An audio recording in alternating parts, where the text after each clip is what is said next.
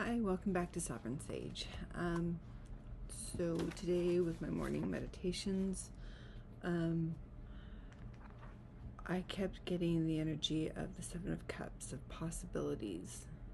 The idea of possibilities kept coming up. And as I was focusing in on that, I was getting strong energies of the Magician, the Hierophant, and the High Priestess. And I realize that whoever I'm reading for is this is in a state for kind of you're in the prime state for manifestation, but you're missing this like key ingredient of bringing all of this spiritual magical energy to the 3D. It's like your Hierophant and your Magician and your High Priestess are just manifesting over time, but there's not the structure of the Hierophant to be able to give the to create the container in our 3D world that is needed. So I pulled a couple of oracle cards, and the first one was Nimu, okay, which seek the Council of Crystals. And so I went ahead and I went through my crystals and found the ones that were speaking to me today. So the thing with Nimu is she's about taking action and bringing actual, like, taking literal action. And it says, do not procrastinate changing yourself. Bring focus to your work. Wear talismanic jewelry. Separate yourself from the mainstream for a time to be truly who you are, and for your work to have unique energy. Make the change you want to see in your life immediately. Don't waste your precious time. Start now. Okay. So it's really about freeing yourself from the confines of expectations around you, and just like with the Magician and the High Priestess, you have all of this ability to create, but when we think that we have to fit into a specific container here, and we don't realize that we actually have the ability to choose the container that we want to fit into, the niche, right, where we want our dreams to come true, that's where the Hierophant comes in, because we have to be discerning about what sort of energy and structure we want our life to be around, right? There's so many different ways to structure something. Just look at religion, which I hate religion as an organized thing, but there's many different structures, many different containers for the same ideas of belief, right? So you're asked to work with the Hierophant in terms of creating your belief system that you want to work within. So I've got I've got more than 7 different crystals, stones that I'm currently working with. For the root chakra, I have a prophecy stone. Okay. These are really weighty because it's basically let's see, I want to say it's the structure of pyrite with but it's been taken over by hematite. I think that's right. So, which is kind of interesting because pyrite is kind of like the abundance kind of stone, right? But then we're kind of grounding it with the hematite, so it's an abundance of grounding. Next, I pulled Tiger's Eye for the sacral, and also Cheetah Agate. They both, the Tiger's Eye can be used for a lot of different chakras, but I felt drawn to use it for the sacral today. They're both very powerfully creative, and tap into kind of that primal energy, right? We have the tiger and the cheetah, right? And then for the solar plexus, I had this beautiful calcite.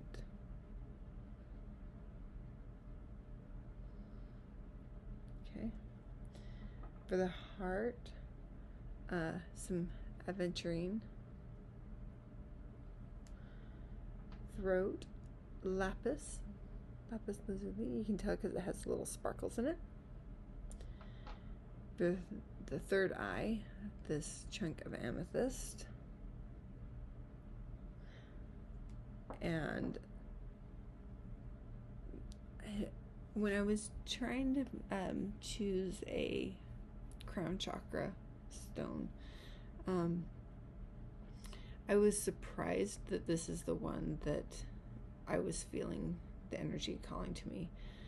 This is just a traditional quartz, but it was given to me by a student of mine, and it hadn't been cleaned or anything like that. It's still got a little bit of dirt and stuff on it, but I got to clean it. It came straight, it was straight from the ground kind of thing.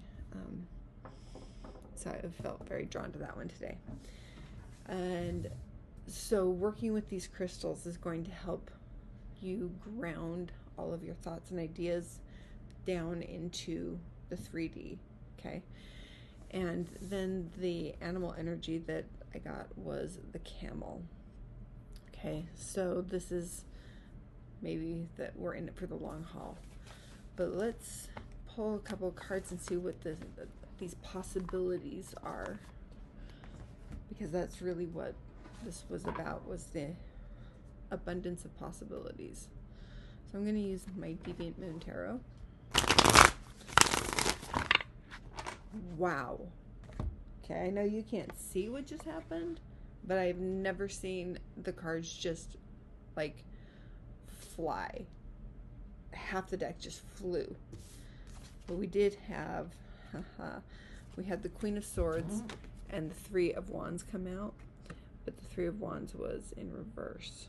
Okay. I am going to keep those two, and then we'll go back to shuffling. That was just craziness. Okay. So on the bottom of the deck, we have Seven of Wands, and we also have the Ten of Swords on the split. Holy, it's like this deck doesn't want to play nice today. All right.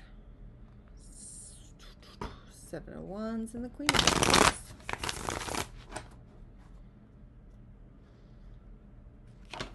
The Empress in reverse, and the Seven of Wands. Okay, so definitely self-care is not something that's been a priority. Okay, we're going to actually flip that so that when it comes out, it'll be... Okay, we still have the Empress on the bottom. We have the Two of Pentacles and the Six of Wands. So we're trying to balance enough self-care and drive to be able to succeed. Okay, Empress. Oh, but we have also the Eight of Swords, so we are totally in our heads. Okay, we got one more. We got Empress and the Queen of Pentacles. And again, two more cards just flew out. Ooh, it was more than two. Okay, I'm going to take these two to start with. Okay, we got the Hermit and the Queen of Pentacles. Okay.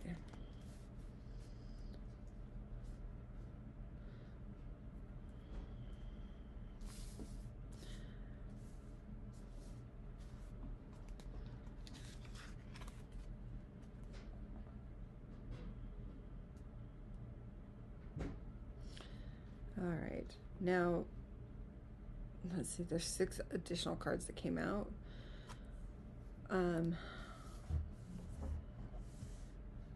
Yeah, I'm gonna put them out like this. The Chariot.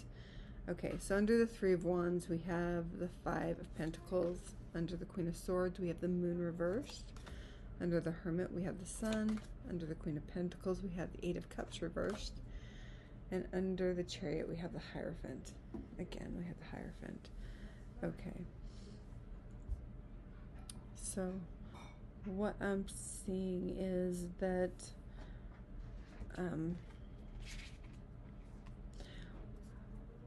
with all of the possibilities that we have, that there's still a feeling of lack.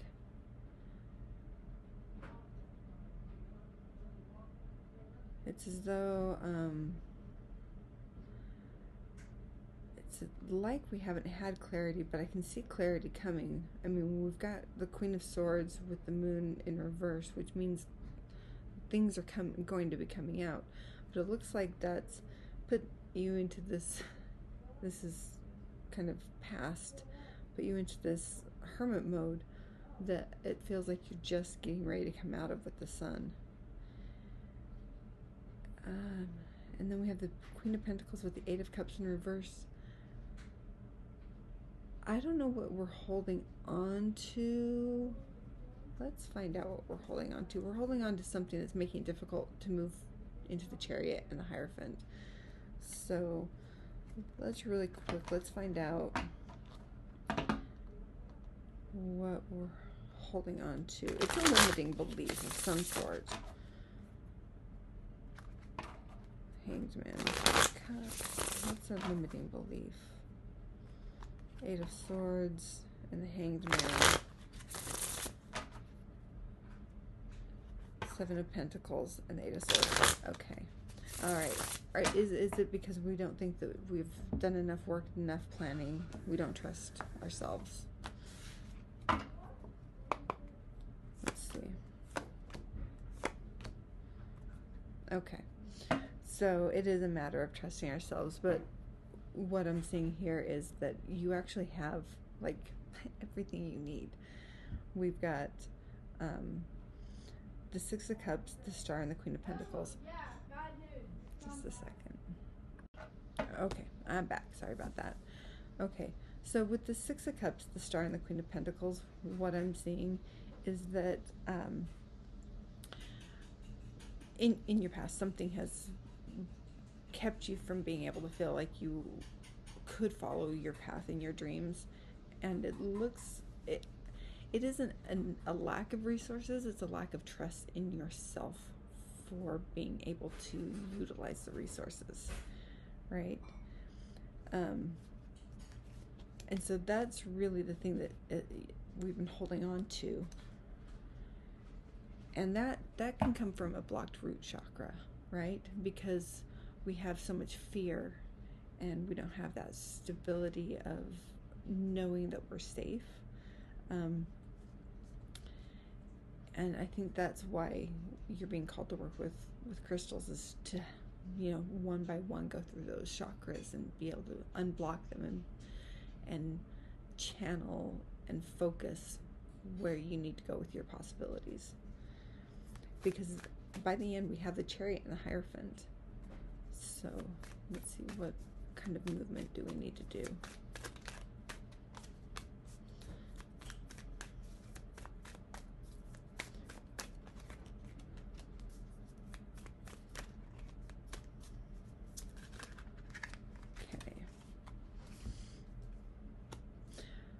Okay.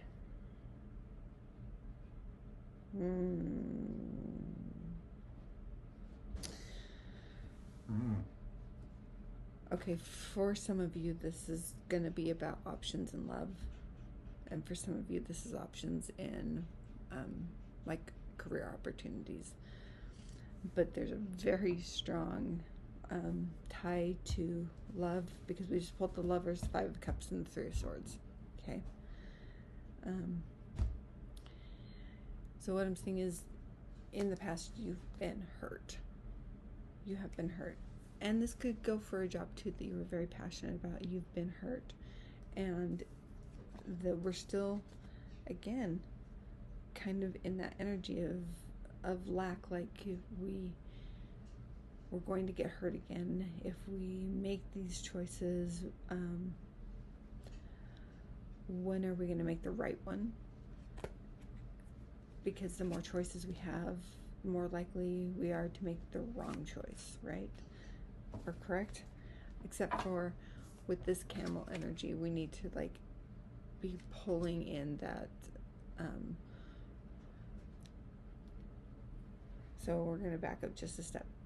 Working with the crystals and building up those, first of all, the root and the solar plexus, I'm going to say, is another big one, to give you that sense of identity and grounding and safety.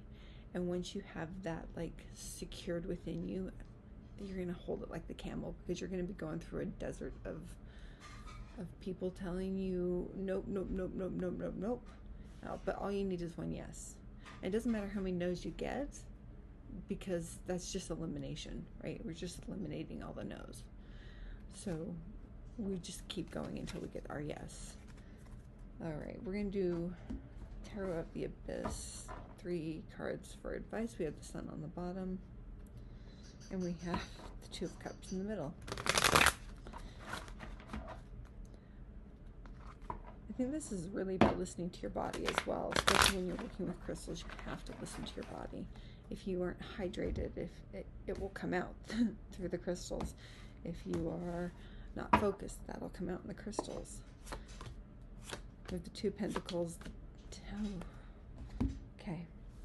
With the Two of Pentacles, the Ten of Swords, and the Strength card. But this Ten of Swords is a really special one, because it's about facing your inner demons, okay? And I think that is exactly what you're being called to do with trying to bridge your inner work with your 3D world. Working with the crystals, creating the container of safety, creating the structure that you want to work within with the Hierophant, and then being able to really feel within your body which of these possibilities are going to resonate with you. So take some time, work with some crystals, and really pay attention to the root, the sacral, and the solar plexus to start with. Those are the 3 that are going to get you totally grounded, so that all this upper energy, which is already active, is going to have some place to land, right, in our 3D world. All right, well, this is what I have for you. Drop a comment if it resonates, and if it doesn't resonate, drop a like just for good karma, and we'll see you later.